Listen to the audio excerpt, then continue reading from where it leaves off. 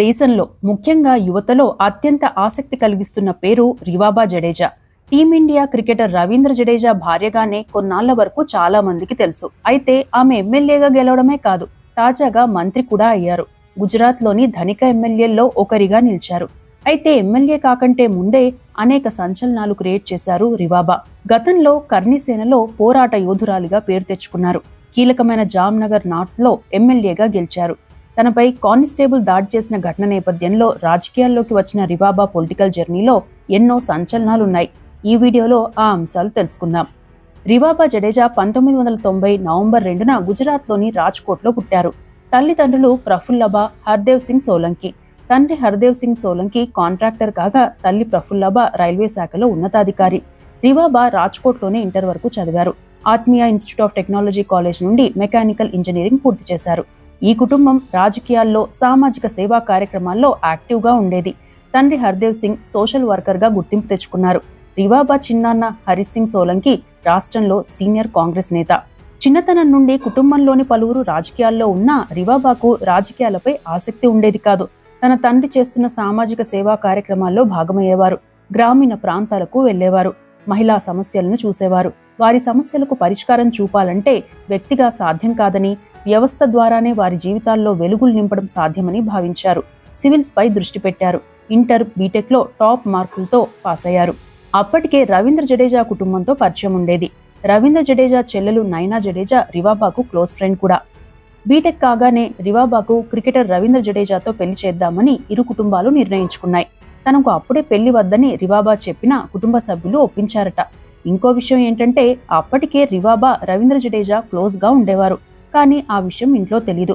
తనకు రవీంద్ర జడేజాను పెళ్లి చేసుకోవడం ఇష్టమే, కానీ అప్పుడే పెళ్లి వద్దని చెప్పినా కుటుంబ సభ్యులు పెళ్లి చేయాలని నిర్ణయించేశారని ఓ ఇంటర్వ్యూలో చెప్పారు రివాబా.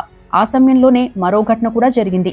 రివాబా జడేజా ప్రయాణిస్తున్న కారును ఓ వ్యక్తి వచ్చి ఢీకొట్టాడు. పైగా అతనే రివాబాపై దాడి చేశాడు. రివాబా పోలీసులకు ఫిర్యాదు కూడా చేశారు. అయితే మొదట పోలీసులు పెద్దగా పట్టించుకోలేదు. తన బాబాయ్ పలుకుబడి వాడితే తప్ప అతన్ని అరెస్ట్ చేయలేదు. ఈ ఘటన నుండి మానసికంగా కోలుకునేందుకు రివాబా జడేజాకు చాలా సమయమే పట్టిందట. ఎంతో కొంత పలుకుబడి ఉన్న తనపైనే ఒక వ్యక్తి దాడి చేస్తే అతన్ని కొందరు పోలీసులు సపోర్ట్ చేయడం ఏంటనే కోణంలో ఆలోచించారు. సాధారణ మహిళగా ఉంటే ఇలాంటివి ఎదుర్కోవడం కష్టమని భావించి సివిల్స్ సాధించడం కంటే రాజకీయాల్లోకి వస్తేనే ఇలాంటివి అడ్డుకోవచ్చనే ఆలోచన వచ్చింది. అయితే ఇంట్లో ఆ విషయం చెప్పలేదు రివాబా. ఇక ముందుగా అనుకున్న మేరకు 2016 ఏప్రిల్ 17న రవీంద్ర జడేజా, రివాబాల పెళ్లి జరిగింది. పెళ్లయ్యాక కొన్నాళ్లకు తనకు సివిల్స్ బదులు రాజకీయాలపై ఇంట్రెస్ట్ ఉందని రవీంద్ర జడేజాకు చెప్పారట. అప్పటికే రవీంద్ర జడేజా కుటుంబం కూడా కాంగ్రెస్తో అనుబంధం కొనసాగిస్తుంది. తన బాబాయ్ కాంగ్రెస్ నేత. దీంతో రవీంద్ర జడేజా కూడా వెంటనే ఒప్పుకున్నారు. రివాబా కాంగ్రెస్లో చేరుతుందని అంతా భావించారు. కానీ అందుకు భిన్నమైన నిర్ణయం తీసుకున్నారు రివాబా జడేజా. మొదట కర్ని సేనలో చేరారు. సంజయ్ లీలా భన్సాలీ చిత్రం పద్మావత్కు వ్యతిరేకంగా నిరసనలు తెలిపారు. గుజరాత్లో ఆ సినిమా రిలీజ్ కానివ్వబోమని హెచ్చరించారు. ఆ పోరాటం సమయంలోనే గుజరాత్ కర్ని సేనకు చీఫ్గా వ్యవహరించారు. ఆ సమయంలో రివాబా మాట్లాడిన మాటలు చాలా మందిని ఆకట్టుకున్నాయి. చరిత్ర పేరుతో తప్పుడు సమాచారం వ్యాప్తి చేస్తున్నారు. అది సరిచేసుకోకుంటే ప్రతిచర్య ఖచ్చితంగా ఉంటుంది. పద్మావతిని రాజ్పుత్ సమాజం దేవతలా భావిస్తుంది. అలాంటి పద్మావతిని కించపరిచేలా ఎలా చూపిస్తారు? అందుకే మేం మార్పుల కోసం అభ్యర్థించాం, విన్నవించాం, కానీ పట్టించుకోలేదు. అందుకే తీవ్ర నిరసన తెలిపాం. ఇది కేవలం రాజ్పుత్ మహిళలకే కాదు, అందరూ మహిళలకు వర్తిస్తుంది. మహిళలకు సాధికారిత కల్పించాలనే కోరికతోనే నేను కర్నిసేనలో చేరాను అని అన్నారు రివాబా. అప్పటికే శ్రీ మాతృశక్తి చారిటబుల్ ట్రస్ట్ స్థాపించి గ్రామీణ ప్రాంతాల్లో పేద మహిళలకు అవసరమైన సేవలను అందిస్తున్నారు. ఆ తరువాత బీజేపీకి దగ్గరయ్యారు. ఆ పార్టీలో చేరకపోయినా పార్టీ కార్యక్రమాల్లో పాల్గొనేవారు. ఫ్యామిలీ అంతా కాంగ్రెస్లో ఉంటే రివాబా ఒక్కటే బీజేపీ కార్యక్రమాల్లో పాల్గొనడంపై కుటుంబంలోనే అభ్యంతరాలు వ్యక్తమయ్యాయి. ఆ అభ్యంతరాలు పట్టించుకోని రివాబా జడేజా 2019లో రవీంద్ర జడేజాతో పాటు ప్రధాని మోదీని కలిశారు. వీరిని కలవడం ఆనందంగా ఉందని, రివాబా జడేజా మాటలు చాలా స్ఫూర్తిదాయకంగా ఉన్నాయని ప్రధాని మోదీ అభినందించారు. ఇక రివాబా జడేజా ప్రధాని మోదీని కలవడంతో ఆమె బీజేపీలో చేరడంపై క్లారిటీ వచ్చేసింది. రాజస్థాన్, గుజరాత్లోని రాజ్పుత్ సమాజానికి చెందిన చాలా మంది రివాబాకు మద్దతు కూడా తెలిపారు. రాష్ట్ర రాజకీయాల్లో ఇది ఆసక్తి రేపింది కూడా. ఆ తరువాత 2019 మార్చి 3న జామ్నగర్లో జరిగిన ఓ కార్యక్రమంలో అధికారికంగా బీజేపీలో చేరారు. మరుసటి రోజే అంటే 2019 మార్చి 4న ప్రధాని మోదీ జామ్నగర్ టూర్లో ప్రధాని మోదీతో సమావేశమయ్యారు. రివాబా జడేజా బీజేపీలో చేరడం ఒక అంశమైతే బీజేపీలో చేరాక చెప్పిన మాటలు మరింత సంచలనంగా మారాయి. రివాబా జడేజా బీజేపీలో చేరిన అనంతరం మీడియాతో మాట్లాడుతూ, మహిళా సాధికారతకు ప్రాధాన్యమిస్తాను. బీజేపీ విధానాలు నచ్చి ఆ పార్టీలో చేరాను. నేను బీజేపీలో చేరినప్పటికీ నేను కర్ణిసేనతోనే అనుబంధం కొనసాగిస్తాను. ఎందుకంటే 2 వేదికల్లోనూ సామాజిక సేవ చేయడమే నా లక్ష్యమన్నారు. ఇక రివాబా బీజేపీలో చేరిన తొలినాళ్లలో తన తల్లిదండ్రుల నుండి కొంత ఇబ్బంది ఎదుర్కొన్నారు. కొన్నాళ్లకు తానే స్వయంగా ఇంటికి వెళ్లి తల్లిదండ్రులతో మాట్లాడి ఒప్పించారు. అయితే తన బాబాయ్ హరి సోలంకి ఇప్పటి వరకు మాట్లాడలేదట కూడా. తమ కుటుంబం 70 ఏళ్లకు పైగా కాంగ్రెస్తో అనుబంధం కొనసాగిస్తుంటే రివాబా బీజేపీలో చేరడం ఏంటని ఆయన చాలాసార్లు ప్రశ్నించారట కూడా. తనకు బీజేపీ విధానాలు నచ్చాయని ప్రజావేదికల నుండి పరోక్షంగా బాబాయ్కి చెప్పేవారు రివాబా. ఇక బీజేపీలో చేరిన తర్వాత పార్టీలో చాలా యాక్టివ్ అయ్యారు. అధిష్టానం సూచనలతో జామ్నగర్ నార్త్ సెగ్మెంట్ పై దృష్టి పెట్టారు. అక్కడ బీజేపీ నాయకుల మధ్య ఎక్కువ పోటీ ఉండేది, అసమ్మతి ఎక్కువగా ఉండేది. వారికి చెక్ పెట్టేందుకు రివాబాను బరిలోకి దింపింది బీజేపీ. జామ్నగర్ ఇన్ఛార్జిగా ప్రకటించింది. ఆ మరుసటి రోజు నుండి ఆ అసెంబ్లీ సెగ్మెంట్ పై దృష్టి పెట్టారు రివాబా. బీజేపీ తరపున పాదయాత్ర ప్రారంభించారు. ప్రతి పల్లెటూర్ని టచ్ చేసి దాదాపు 1,00,000 మందిని కలిశారు. సమస్యలపై వినతులు తీసుకున్నారు. జామ్నగర్ సెగ్మెంట్లో బీజేపీలో ఇంటర్నల్ పాలిటిక్స్ పనిచేయని విధంగా ప్రజాకర్షణతో తన పట్టును పెంచుకున్నారు. దీంతో రాజకీయ సమీకరణాలు మారాయి. ఇక 2020 గుజరాత్ అసెంబ్లీ ఎన్నికల్లో అందరూ ఊహించినట్లుగానే రివాబాకు జామ్నగర్ నార్త్ అభ్యర్థిత్వం ఖరారైంది. ఆ సమయంలో రవీంద్ర జడేజా కుటుంబంలో రవీంద్ర జడేజా, రివాబా మాత్రమే ఒకవైపు ఉండగా మిగతా కుటుంబం అంతా ఒకవైపు అన్నట్లు పరిస్థితి తయారైంది. రివాబాకు పోటీగా రవీంద్ర జడేజా సిస్టర్ నైనాను బరిలోకి దింపాలని భావించింది కాంగ్రెస్ పార్టీ. చివరి నిమిషంలో సీనియర్ కాంగ్రెస్ నేత బిపిన్ సింగ్ జడేజాను బరిలోకి దింపింది.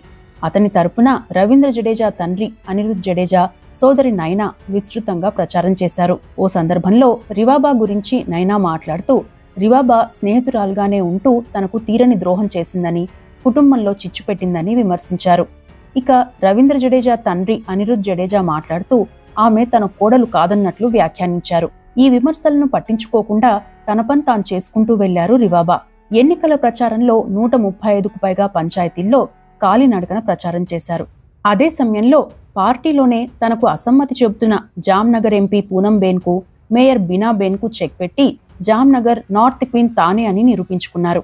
ఆ ఎన్నికల్లో 50,000 పైచిలు కోట్ల మెజార్టీతో గెలిచారు.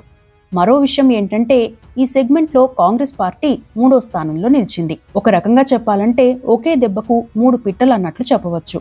బీజేపీలో కొన్నాళ్లుగా ఉన్న సీనియర్ల ఆధిపత్యానికి, అసమ్మతికి చెక్ పెట్టారు. సీనియర్లనే తనతో చర్చలు జరిపి రాజీకి వచ్చేలా చేశారు. రెండోది, సమీప కాలంలో కోలుకోలేని విధంగా కాంగ్రెస్ను తన చరిష్మాతో చావు దెబ్బ కొట్టారు. మూడోది, క్షత్రియ మహిళా ఓటు బ్యాంకును బీజేపీ వైపు మళ్లించారు. అందుకే రివాబా ఎమ్మెల్యేగా గెలిచాక బీజేపీ ఆమెకు ప్రాధాన్యమిస్తూ వచ్చింది. తాజాగా మంత్రి పదవి కట్టబెట్టింది. సీఎం భూపేంద్ర పటేల్ కొత్త మంత్రి వర్గంలో ప్రాథమిక, మాధ్యమిక, వయోజన విద్యాశాఖల సహాయ మంత్రిని చేసింది. ఆమెను మంత్రిగా ఎంపిక చేసేందుకు కారణం కూడా ఉంది. జామ్నగర్లో రాజ్పుత్, పటేళ్ల కంటే పాటీదార్ల ఆధిపత్యం ఎక్కువ. జామ్నగర్ రూరల్ ఎమ్మెల్యే పాటీదారైన రాఘవ్జీ పటేల్ గతంలో మంత్రిగా చేశారు. ఇప్పుడు క్షత్రియ సమాజానికి చెందిన రివాబాకు మంత్రి పదవి ఇచ్చింది. అంటే ఆ 2 వర్గాలకు ప్రాతినిధ్యం కల్పించింది. రానున్న గుజరాత్ ఎన్నికల్లో ఈ నిర్ణయం చాలా ప్రభావం చూపుతుంది. అలా ప్రస్తుతం గుజరాత్లో అత్యంత ప్రజాదరణ ఉన్న నాయకురాల్లో ఒకరిగా ఎదిగారు రివాబా. రివాబా ఆస్తుల విషయానికి వస్తే గుజరాత్లోని అత్యంత ధనిక ఎమ్మెల్యేల్లో ఒకరిగా నిలిచారు. ఎన్నికల అఫిడవిట్ ప్రకారం ఆమె ఆస్తుల విలువ దాదాపు 100 కోట్ల రూపాయలు. ఇందులో రవీంద్ర జడేజా ఆస్తులు ఉన్నాయి. ఇదంతా ఒకేత్తైతే రివాబా తరచూ వివాదాల్లోనూ చిక్కుకున్నారు. గతంలో కానిస్టేబుల్ను తన కారుతో కొట్టారు. అతనితో వాగ్వాదానికి దిగారు. అతనే తనపైకి దాడి చేశారని ఫిర్యాదు చేశారు. గతంలో జామ్నగర్లో అమరవీరులకు నివాళులర్పించే కార్యక్రమంలో రివాబాకు జామ్నగర్ మేయర్ బీనాబేన్ కోఠారీ, జామ్నగర్ ఎంపీ పూనంబేన్ మధ్య బహిరంగ వాగ్వాదం జరిగింది. ఆ తరువాత రివాబా తన స్పీడ్ను పెంచారు. చివరికి రివాబా, బీనాబేన్, పూనంబేన్ మధ్య బీజేపీ రాజీ కుదిర్చింది. అయితే రివాబా తన అసమ్మతిదారులను పాజిటివ్గా కాకుండా నెగిటివ్ కోణంలో తన వైపు బలవంతంగా తిప్పుకుంటున్నారని చెబుతున్నారు. 2027లో జరిగే గుజరాత్ అసెంబ్లీ ఎన్నికలను దృష్టిలో పెట్టుకుని బీజేపీ చేసే కుల రాజకీయాలకు రివాబాకు ఇచ్చిన ఎంపీ సీటే సాక్ష్యమనే విమర్శలు మొదలయ్యాయి. మరికొన్ని విషయాలకు వస్తే, గతంలో ఎమ్మెల్యే ప్రీమియర్ లీగ్ టోర్నీలో భాగంగా జరిగిన క్రికెట్ మ్యాచ్లో తన బ్యాట్తో బౌండరీలు బాదింది రివాబా. ఫీల్డింగ్లోనూ అదరగొట్టింది. తన భర్తకు ఉన్న ఆల్రౌండర్ ట్యాగ్ను మరిపిస్తూ ఆల్రౌండ్ పర్ఫార్మెన్స్తో ఆకట్టుకుందని కామెంట్లు వచ్చాయి. అప్పట్లో ఆ వీడియోలు వైరల్ అయ్యాయి. రివాబా తన భర్తకు మద్దతుగా క్రికెట్ మ్యాచ్లకు హాజరవుతారు. ఛాంపియన్ ట్రోఫీకి, ఐపీఎల్కి హాజరయ్యారు. సోషల్ మీడియాలోనూ యాక్టివ్గా ఉండే రివాబాకు ఫేస్బుక్లో 6.77 లక్షల మంది, ఇన్స్టాలో 8,385 మంది ఫాలోవర్లు ఉన్నారు. జామ్నగర్ జిల్లాలో బాలికల సంక్షేమం, విద్యతో పాటు శారీరక, మానసిక ఆరోగ్యం పైన అవగాహన కల్పిస్తున్నారు. భారీ వర్షాల సమయంలో జామ్నగర్లోని లోతట్టు ప్రాంతాలకు వెళ్లి క్షేత్రస్థాయి పరిశీలన చేశారు. నడుంలోతు నీళ్లలోకి వెళ్లి వరద బాధితులకు సాయం చేశారు. జామ్నగర్లో అలా వెళ్లిన ఏకైక నేతగా పేరు తెచ్చుకున్నారు. కొన్నిసార్లు సొంత పార్టీ వారినే విమర్శించారు. రోడ్డు సమస్యలపై జామ్నగర్ మున్సిపల్ కార్పొరేషన్ అధికారులను విమర్శించిన వీడియో కూడా వైరల్ అయింది. మొత్తం మీద పోటీ చేసిన తొలిసారే 50,000 పైచిలుకు ఓట్లతో గెలవడం ఒక ఎత్తైతే, ఎమ్మెల్యేగా గెలిచిన తొలిసారే మంత్రి కావడం మరో రికార్డ్. మరి రానున్న కాలంలో రివాబా ఎన్ని సంచలనాలు నమోదు చేస్తారో చూడాలి. ఇవి రివాబా జడేజాకు సంబంధించిన అంశాలు.